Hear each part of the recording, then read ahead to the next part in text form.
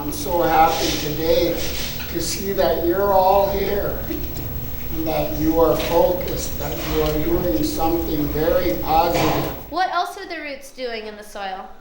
Like I tell my own tahojapi, my own grandchildren, I always say, Inila yo, sit quietly, Anaho tayo, listen.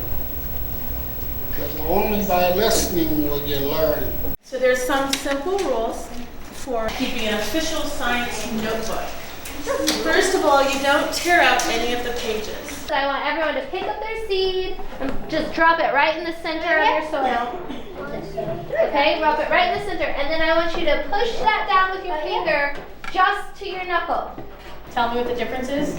It was kind of challenging because I've never presented to little kids like that before.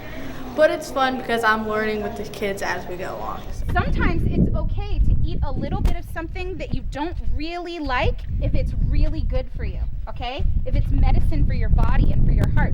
You know what? Your grandmas and grandpas, your great grandmas and grandpas, they ate those a lot. Watch me, watch.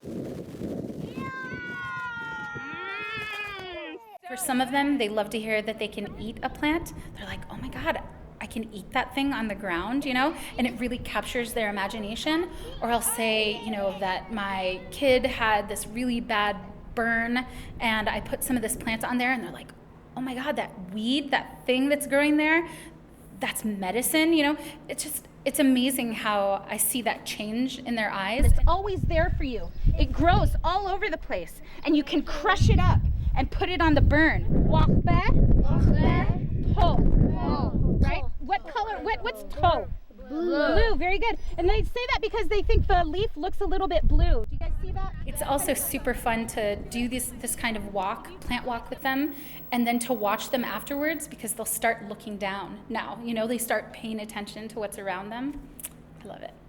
So you're very lucky to get to taste these June berries right now. I never knew that my grandmother was a scientist. She knew all the plant names. She knew how to use them. She could even tell me like ecology about those plants. She could tell me habitats about where they would grow, the kind of soil that they needed to grow. She could tell me two plants that would often be found together. She knew all of that, even though she had never gone to school a day in her life. She never had the opportunity to go to school, but she could tell me all of that because she was a scientist, you know? And it wasn't until I was an adult and in college that I realized, oh my gosh, my grandma was a scientist, you know? And it changed the way I looked at myself. Like once I found out that I'm descended from scientists, it changed the way that I looked at myself and the way that I thought about my culture.